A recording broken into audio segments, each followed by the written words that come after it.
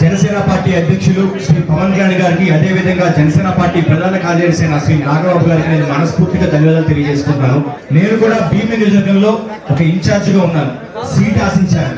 Seat ఇవ్వడానికి మనకి పొత్తులో భాగంగా కొన్ని కారణాల వల్ల అది టీడీపీ పార్టీకి వెళ్ళినప్పుడు 2-3 రోజులు బాధపడ్డాను. కానీ నిజంగా ఇక్కడికి వచ్చి పని చేశాక అక్కడ నాకు కనుక సీటు ఇచ్చి ఉంటే ఇక్కడ నేను ఎందుకు లేదంటే అక్కడ బాధపడేవాడిని. అలా లేకుండా నాకు పిఠాపురంలో ఒక మంచి ఎలక్షనీరింగ్ అనే కోఆర్డినేటర్ గా నన్ను నియమించినందుకు, నన్ను నమ్మినందుకు నా అధ్యక్షులు నా గురుదేవైన పవన్ కళ్యాణ్ గారికి, అదేవిధంగా ఇక్కడ ఉండి నువ్వు చెయ్యి నేను చూసుకుంటానని చెప్పి నాకు ధైర్యం ఇచ్చిన శ్రీ నాగబాబు గారికి, అజయ్ గారికి, మర్రెడ్డి శ్రీనివాస్ గారికి, మైదర్ అన్నకి, అదేవిధంగా ముందు గాజువాకలో గత ఎన్నికల్లో మేము తప్పు చేశాం. అంటే అప్పుడు కూడా ప్రజలు పవన్ కళ్యాణ్ గారికి ఓటేయడానికి సిద్ధంగా ఉన్నారు. కానీ వాళ్ళని బూత్ వరకు తీసుకొచ్చి బూత్ లో సక్రమమైన ఎన్నికలు జరగడానికి మాకు ఒక ప్రక్రియ లేకపోవడం వల్ల మేము తప్పు చేశాం.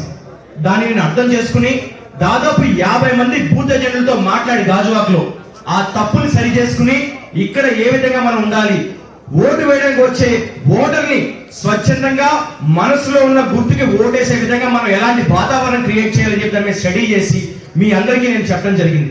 దాన్ని మీరు అర్థం చేసుకుని బూత్ లో ఏ విధంగా ఎలక్షన్ చెయ్యాలి అని చెప్పని చేసి చూపించిన ప్రతి ఒక్క జన సైనికుడికి, బూత్ నుంచి 200 మీటర్ల దూరంలో టెంట్ వేసుకుని మంచినీళ్ళు అందించిన ప్రతి ఒక్క జన సైనికుడికి, ఓటర్ స్లిప్ ఇచ్చిన ప్రతి జన సైనికుడికి, ఓటు వేయాలని చెప్పి అవగాహన కల్పించిన ప్రతి ఊరు పెద్దకి, ప్రతి వీర మహిళకి నేను మనస్ఫూర్తిగా పాదాభివందనం చేస్తున్నాను.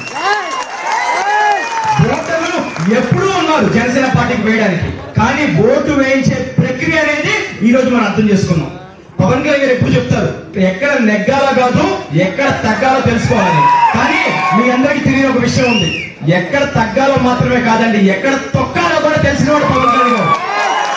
ఈ రోజు పవన్ కళ్యాణ్ గారు తొక్కిన తొక్కుడికి వైసీపీ ప్రభుత్వం ఏదైందో అది గొప్ప కూలిపోయింది. వాళ్ళ నోట్లోంచి ఓటమి భయంతో మాటలు బయటకు వస్తున్నాయి.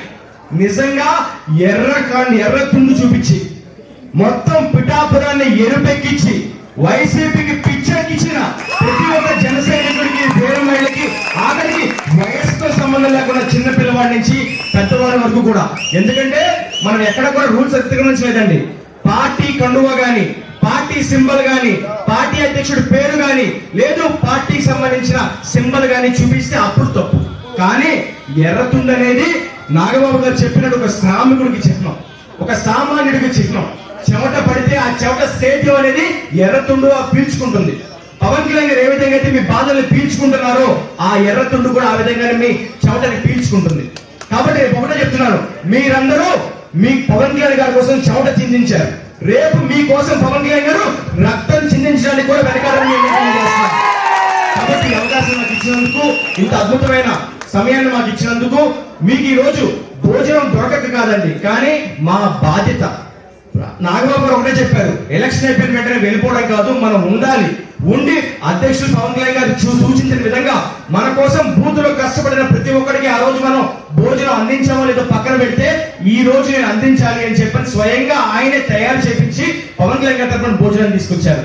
అది నిజంగా నేను ఒకటే చెప్తాను, తిరుపతి హుండీలో ఏ విధంగా అయితే మొక్కుకుని మనం ముడుపులేస్తామో అంతే పవిత్రతతో పిఠాపురం ప్రజలు మొక్కుకుని మరి ఓట్లు వేశారు. ఏ ఓటు వేస్ట్ కాదు, ప్రతి ఓటు కూడా సీరియస్ మరి లోపల ఉంది. 4వ తారీఖున మిగతా విషయాలు మాట్లాడుకుందాం. కాబట్టి అందరికీ మరొకసారి నమస్కరించుకుంటూ నాకు ఈ అవకాశం ఇచ్చిన అధ్యక్షుడు పవన్ కళ్యాణ్ గారికి, పెద్దలు నాగబాబు గారికి, పిఠాపురం ప్రజలకి, జన సైనికులకి, వీర మహిళలకి మరొకసారి నమస్కారం తెలియజేసుకుని సెలవు తీసుకుంటాను. జై జనసేన, జై హింద్.